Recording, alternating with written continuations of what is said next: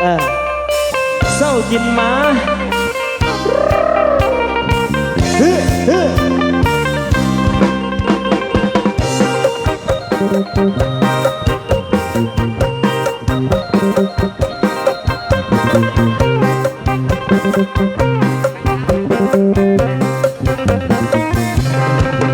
เศร้าละเด้อ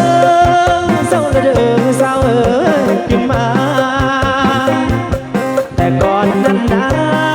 กินปิ้งมากับเราปองยาหนึ่งปองเดี๋ยวนี้เศร้าแล้วว่าสิกินแมวเราดอกยามาลอผู้สาวนางออมแขนซ้ายยายเหล่าดองยาเศร้าละเด้อพอละเด้อเศร้าเอ้ยขึ้นมาปีนี้นะสิบอกกินมาสิหากินแนวใหม่กินมาพอได้สั่งผู้สาวเอิ้นใส่ว่าไอ้ปิ้งมาโอ้ยวาสนาย้อนกินมาสาวจึงมาเพิ่นบ่เศร้ากินปิ้งมาปักว่าสิกินแมวต่อโอ้ยคือโพดกระดอกินมานั่นดอสาวใดก็มือห่างเป็นนมหลายปีขาดคู่ชีวิตก็เรื่องเดียวนี่ละนะนอนเหล่าดองยากับปิ้งมาเลยนอนกอดหมอนเป็นหมู่เศร้าเลยเด้อพอเลยเด้อเศร้าเลยเด้อกินมาสาวใดสิเมตตาให้หนุ่มปิ้งมายังนอนหนาวขาดคู่อยากมีคู่ใจผู้ใดเด้สิมาเป็นเนื้อคู่สิหักยอดสูงจะพออยู่ผู้นางผู้เดียว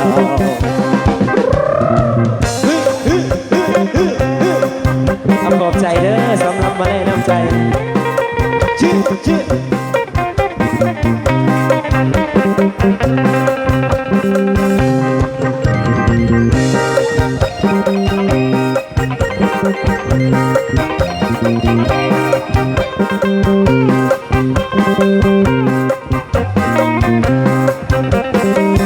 เศร้ากินปิ้งมา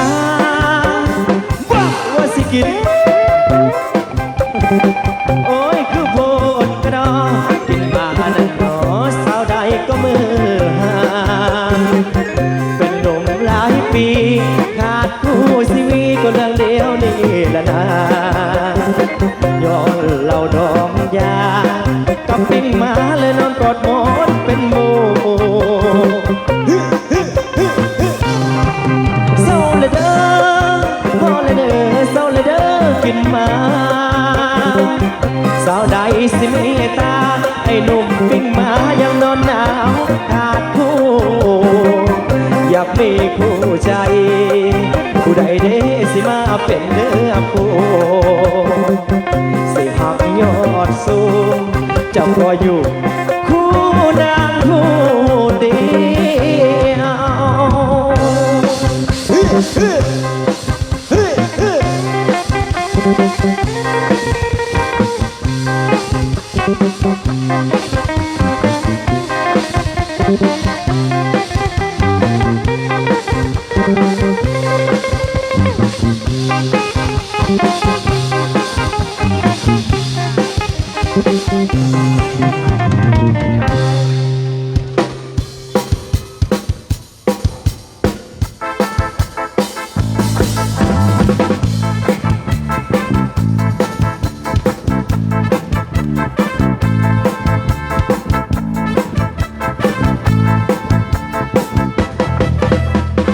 คิ้วโก้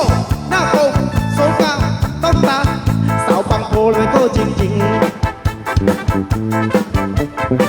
ชิบมีเสน่ห์แก่เกินขับทางใครดูได้สวยไปทุกสิ่ง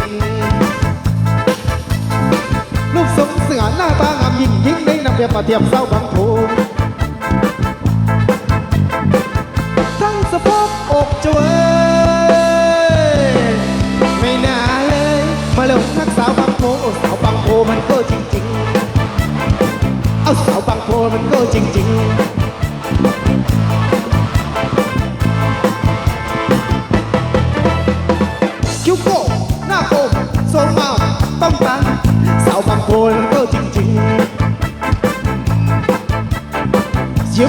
น่ห์เก๋เกินมองข้ามทำใครดูได้สวยไปทุกสิ่งรูปทรงสง่าหน้าตางามยิ่งยิ่งในนับอย่ามาเทียบสาวบางโพทั้งสะโพกอกจะเว้ยไม่น่าเลยมาหลงรักสาวบางโพสาวบางโพมันก็จริงๆสาวบางโพมันก็จริงๆ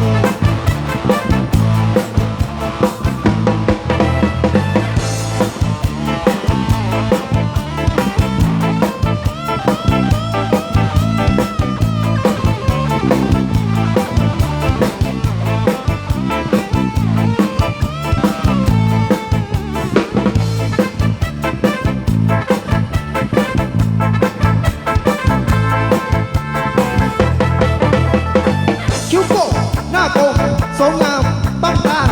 สาวบางโพมันก็จริงๆชิมมีเสน่ห์เก๋เกินมองข้ามทำใครดูได้สวยไปทุกสิ่งรูปทรงสง่าหน้าตางามยิ่งยิ่งในนับอย่ามาเทียบสาวบางโพทั้งสะโพกอกจะเว้ยไม่น่าเลยมาหลงรักสาวบางโพ